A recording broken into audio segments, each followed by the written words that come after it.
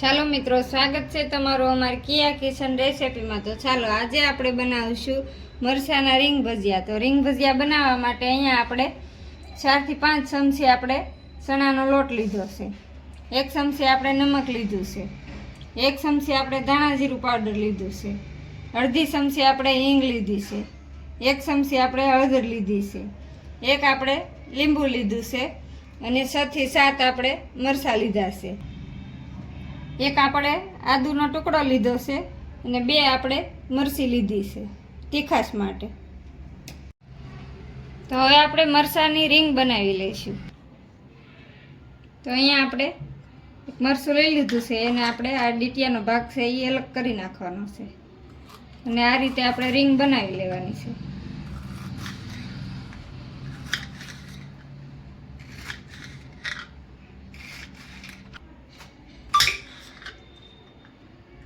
તો આ રીતે આપણે બધા મરચાંને રીંગ બનાવી લેવાની છે। આપણે જેટલા મરચાંની રીંગ બનાવી હોય એટલા મરચાં આ રીતે આપણે કટ કરી લેવાના છે।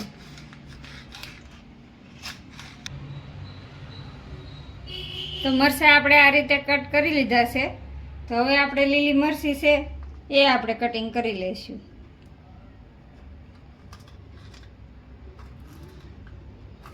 આ રીતે આપણે ઝીણી ઝીણી કટિંગ કરશું એટલે તીખાશ માટે સારી રહેશે।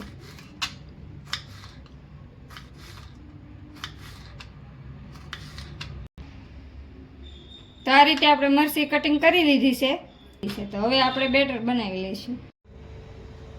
તો આ રીતે આપણે મરચાં એકદમ સરસ કટિંગ કરી લીધા છે। આપણે મરચાં આવી રીતના લેવાના છે, મોટી સાઈઝના, એટલે એની રીંગ સરસ બનશે। તો મરચાં પણ કટિંગ કરી લીધા છે, આદુની સાલ પણ કાઢી લીધી છે અને લીંબુ પણ આપણે કટિંગ કરી લીધું છે। તો હવે આપણે તેલ ગરમ થવા મૂકી દઈશું। તો અહીંયા આપણે ગેસ ચાલુ કરી, તો હવે આપણે અહીંયા ગેસ ચાલુ કરી દઈશું અને તેલ ગરમ મૂકી દઈશું। તેલને આપણે થોડી વાર ગરમ થવા દઈશું, ત્યાં સુધીમાં આપણે બેટર તૈયાર કરી લઈશું। તો અહીંયા આપણે એક બાઉલ લીધું છે, એમાં આપણે મરચાં એડ કરી દઈશું।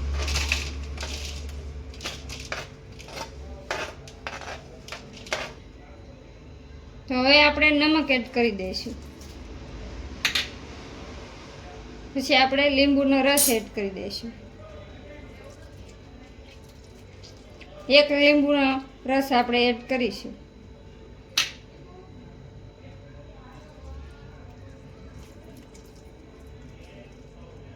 લીંબુનો રસ એડ કરી અને આ રીતે આપણે મિક્સ કરી લઈશું।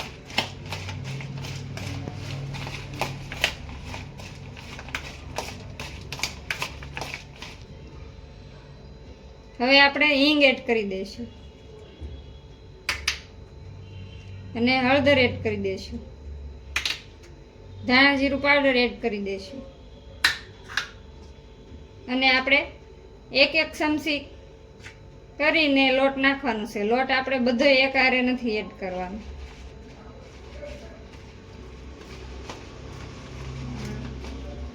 આ રીતે આપણે મિક્સ કરી લઈશું। જેટલો લોટ જોઈશે એટલો જ આપણે એડ કરીશું।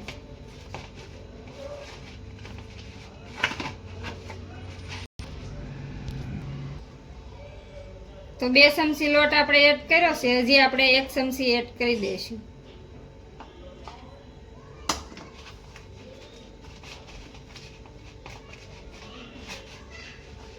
તો થોડું આપણે 1 ચમચી જેટલું પાણી એડ કરીશું। તો હવે આપણે 1 ચમચી પાણી એડ કરવાનું છે। 1 ચમચી પાણી એડ કરીને આ રીતે આપણે મિક્સ કરી લઈશું।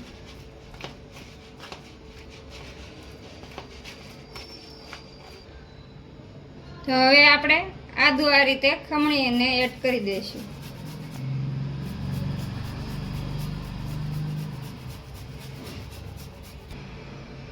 તો આદુ એડ કરી દીધું છે, હજી 1 ચમચી આપણે પાણી એડ કરી અને આ રીતે મિક્સ કરી લઈશું। આપણે ટોટલી 2 ચમચી પાણી એડ કર્યું છે।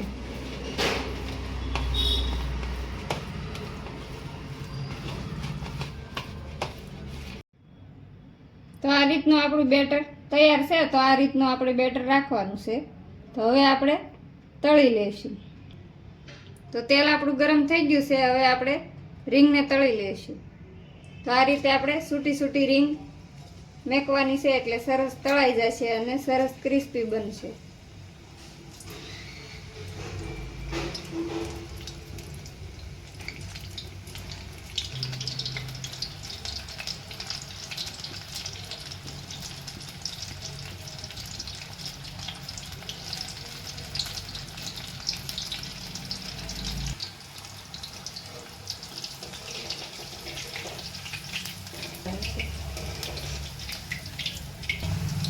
તો એક સાઈડ તળાઈ જાય પછી આપણે આ રીતે બીજી સાઈડ પલટાવી દેવાની છે અને ગેસની ફ્લેમ આપણે ફૂલ રાખવાની છે, એટલે સરસ ક્રિસ્પી બની જશે.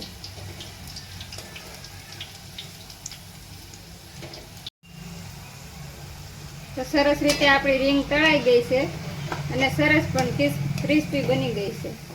તો આ રીતે આપણે બધી રીંગને તળી લેવાની છે.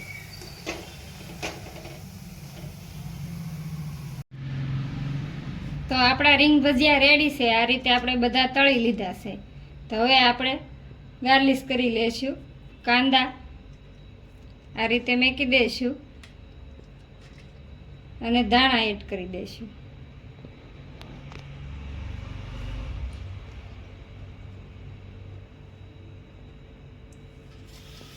ધાણા એડ કરી અને ચટણી સાથે સર્વ કરીશું. તો આપણે ચટણી સાથે સર્વ કરીશું. ચટણી કે સોસ કોઈ પણ વસ્તુ ચાલે. તો તમને કેવી લાગી મારી રેસીપી? મારી રેસીપી પસંદ આવી હોય તો લાઈક કરજો, શેર કરજો અને સબસ્ક્રાઈબ કરવાનું ભૂલતા નહીં. કોમેન્ટ કરીને જણાવજો કેવી લાગી રીંગ ભજીયાની રેસીપી.